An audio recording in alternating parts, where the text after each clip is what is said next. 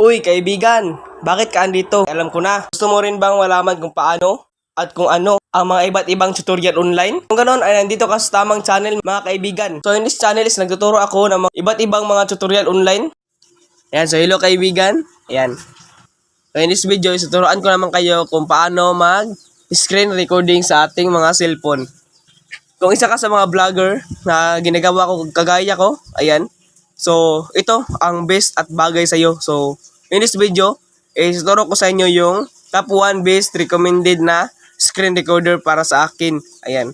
So, disclaimer lang po, para sa akin lang po ito. So, sariling pananaw ko lang po ito. So, hindi po ko nagbabase sa whole world na kung anong gusto nila. So, sa akin, ito yung talaga yung nagustuhan kong screen recorder na application. So, napakaganda talaga at ituturo ko sa inyo ngayon. So, first is punta tayo sa Play Store. Tuturo ko muna sa inyo kung anong itsura nun. So, ito po siya. Ayan. So, punta tayo sa Play Store. Search lang po natin dito, screen recording.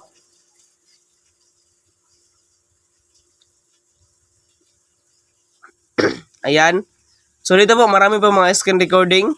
So, kaya ko ginawa ito. Kaya ko pumunta dito sa Play Store kasi para hindi kayo magtaka at maghanap. Ayan. So, hindi na kayo mahirapan maghanap. So, dito, tuturuan ko kayo kung paano yan gawin.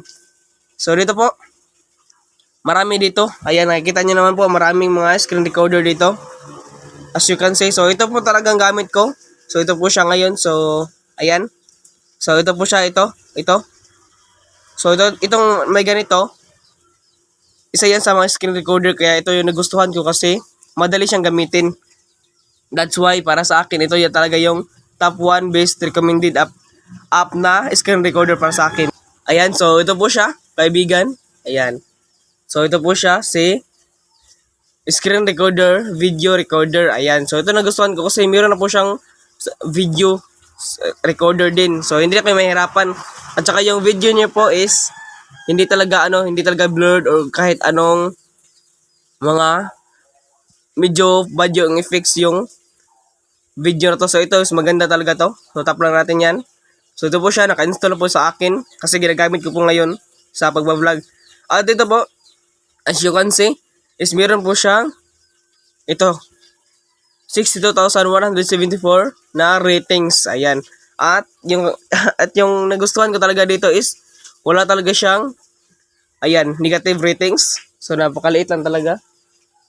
At ito po, meron siyang napakataas na rating na 5. So, marami talaga yung mga nagagusto dito sa application na to. Ayan. So, meron siyang downloads ngayon na 5 million pa lang. Ayan yung downloads niya, 5 million pa lang yun. Dito po, isa rin sa mga nagustuhan ko. At para masasabi ko na active pa rin tong application na to kasi, ayan siya, yung mismong apps is nagre-reply po sa mga comment. Ayan, sa mga comment ng application. So, ibig sabihin kapag nagre-reply siya, is active pa siya. Ayan, kung ano yung mga hindi gusto ng ating users, so binabago agad niya. That's why, ganun kaganda tong application na to. Ayan. So, sa akin ha, unawa lang po, sariling pananaw ko lang po ito. So, nasa inyo na po kung ano po mga apps na ginagamit niyo. Ayan, so, nakagustuhan ko rin dito is pwede rin siya sa TV kasi may nakalagay na Cast to TV, kaya pwede siya i-download sa TV sa mga smart TV dyan. So pwede kayo mag-download doon ng ganitong application. So pwede rin kayo makaganito, mag-tutorial sa TV. Ayan. So yun nagustuhan ko nito. Ayan, so open na natin, simulan na natin. Wala na masyadong extra movement. Ayan, so open na po natin yung screen recorder. So nagustuhan ko rin dito is maliit lang po ang kanyang ads. So ganito lang. Ayan. So, pwede niyo po siya agad i-left. So, hindi na kayo maghihintay ng ilang second. Ayan. Ayan po. So, dito po, is yung nagustuhan ko talaga dito is maganda talaga yung kanyang yung video recording niya. Ayan. So, kung magvi-video kayo or meron kayo magre-record kayo is napaganda talaga yung kuha niya. Ayan. Lalo na kapag sinabayan niyo pa ng magandang microphone. Ayan po. So, dito po. Ayan, so dito yung kanyang video. So sa akin is wala pa dito kasi kaka-reset ko lang po nito para po ipakita sa inyo yung pagbablog lang po. Ayan, dito na po kanyang image. Tools, setting. So, first natin gagawin is siyempre pumunta muna tayo sa setting kasi hindi pa yan nakamodify yung setting na yan. So, kailangan pa natin i-set yung setting. Ayan. Kung ano yung prefer sa atin. So, tap natin yung setting. So, dito sa setting, sa internal, dito na po sa internal source. Ayan. So, pili kayo, microphone ba or dito po, ayan, pili kayo. Ayan, pili kayo, microphone, internal audio, or mute, ganyan. So, nasa inyo na po, dito na po ang kanilang sounds. Kung gaano kalakas yung sound na recording nyo. Ayan. So, dyan kayo pumunta. So, sa akin is naka-internal na po siya kasi nagre-record naman po ako eh. Kaya, yun. Pero kung gumagamit kayo ng microphone, so pwede nyo po siya iset sa internal audio. So, yun lang. Then, dito na po sa video setting quality. Ayan, tap natin to. Video setting quality. So, dito po. Meron sa resolution na 720p. Ayan. So, napakaganda resolution yan para sa isang cellphone. Ayan. So, yung quality is adaptive. Ayan. So, adaptive yung FPS. So, sign niya na maganda yung effects niya. Yung kuha niya. Ayan. So, dito naman po sa countdown. Kapag mag-start kayo mag-recording, so set kayo dito kung ilang countdown yung gusto nyo. Pwede nyo set agad o pwede nyo i-countdown sa 10. Yan. So, ang purpose nito is para makapag-start kayo or makapag-ready. Ayan, dito na po sa gesture control. Ayan, so tap natin gesture control. So, pwede kayo mag-shake ng phone. So, sa akin hindi ko yung ginawa kasi minsan lang naman ako ganito. Kaya, yun. So, hindi talaga siya pwede. So, sa inyo, pwede niya po siya gawin. Ayan. So, pwede niya po siya i-on. Ganyan, i-on lang po siya. At mayroon mga gesture control dyan. Ayan. So, dito po. Sa hide floating ball. Ayan. So, dito sa hide floating ball, ito po yung mga recording video. Ayan. So, dito po, para makita niyo po yung mukha nyo at mismong screen. So, for example, open natin yan. Open natin to. Ayan. So, hindi pa po siya nakikita kasi hindi ko pa po tinatap tong recording. So, nagsisetting pa lang naman po tayo. So, ipapakita ko po sa inyo mamaya. Dito naman po sa screen off, record with screen off. Kapag naka-turn off po yung cellphone nyo, so pwede pa rin kayo magre-record. Ayan. So, yun yung purpose dito. At dito naman po sa kanilang pop-up notification after. So, sa akin, ino-on ko talaga to kasi para walang sagabal kapag mag-vlog ako. So, walang mag-notification sa akin. So, yun ang gustuhan ko dito. Yan, kasi binablock niya lahat ng notification. Ayan. So, dito na po sa floating ball. Ayan. So, ito pong floating ball. Ayan, nakita niyo po itong floating ball.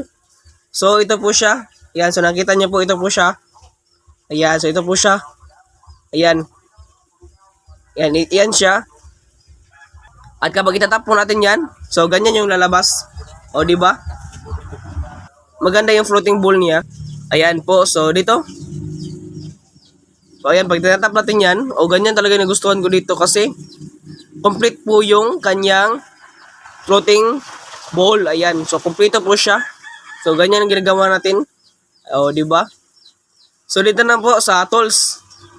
So, ito yung talaga napaka-importante sa lahat. Ito talaga yung reason kaya ako pumunta dito sa setting, umuna sa setting kasi dito po para makita niyo po yung mga feature niya. Ayan, so dito po sa floating ball, ayan, natake na po natin yung screenshot. Ayan, so kung meron kayong screenshot, so pwede kayo mag-screenshot dito, i-open niyo po yung screenshot para po makapag-screenshot kayo while nakapag-recording. At dito naman po sa kanilang face cam. Ayan, so ito yung sinasabi ko sa inyo kanina. Ayan. Ito yung face cam. Ayan siya. Yan yung face cam. Open na po natin yan. So, papakita ko po siya kung paano. Ayan po. So, tap lang po natin yan. Ayan. So, ito po yung lalabas. Ayan. Hi, kaibigan. Ayan. So, yung gustuhan ko dito kasi pwede natin siya i-adjust. Ayan. So, tulad yan. So, pwede natin siyang i-adjust. Malakihin natin. Ayaw lumaki. Ayan. So, tulad nito. Ayan. Adjust lang natin. Ayan. So, pwede na siyang palakihin. So, pwede half moon yung ating mukha. Ayan. So, di ba? Ayan. So, back lang po natin. Ayan, so ito nagustuhan ko dito kasi pwede na siyang palakihin kung anong gusto natin. Ayan, so kung nagustuhan mo tong vlog na to kaibigan, at sa tingin mo ay nakatulong ako dito sa ating video tutorial ngayon, ay malaya kang mag-subscribe dyan. Ayan, kaibigan. So, kung nakatulong ka, don't forget to like and subscribe para malaman ko po kung sino po yung mga natulungan ko dito sa video na to. Ayan, so maganda yung effect ng kanyang face cam. Ayan, so back na ulit tayo. Ayan, kaibigan. So, ito naman pong brush. Ayan, so nakita niyo po yung brush na yan. So, yan po is ito po yan. Ayan, ito po siya. Ito pong ginagamit ko ngayon yan. Ito po siya. Yan, ito po yung brush. Na-on ko na po yan kasi nagagamit ko na po. Ayan, so tulad nito. So, pwede tayo makapag-draw ayon sa vlog na gusto natin. So, tulad nito. Ayan, so magdodraw tayo ng kahit ano dyan. At madali lang po siya burahin. So, yun. So, tulad nito, magdodraw tayo ng ganyan, ng arrow. Ayan. Arrow. So, pwede tayo mag-draw. So, meron din siya recommended arrow. So, yan. Ayan, recommended arrow na yan. Meron sa circle. Ayan, so tulad nito, pwede siya dyan. At saka yung square para naman po dito. Ayan. So, marami siyang mga feature na gusto ko. Makapalit din tayo ng color. Tulad nito, makapagpalit tayo ng color. O, diba? So, napaka-easy lang gawin. Ayan, so magpalit tayo ng color. Ayan, at kung gusto na po natin mag-vlog, ayan, so pwede na po natin pwede na natin ito i-tap. Ayan, i-tap po natin yan kung gusto na natin mag-vlog. Ayan, so dito na po sa tools.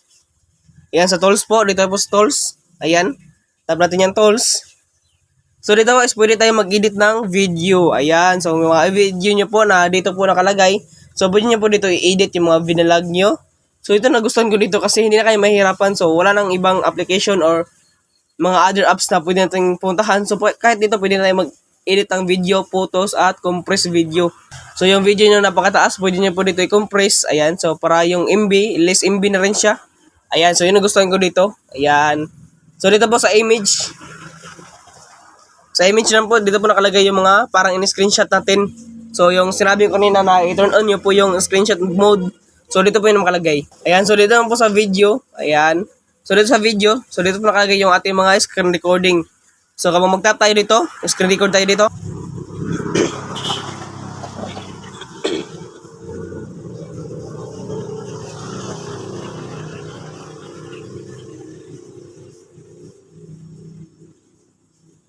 Ayan, so dito po kaibigan, tayo po natin i-tap daw.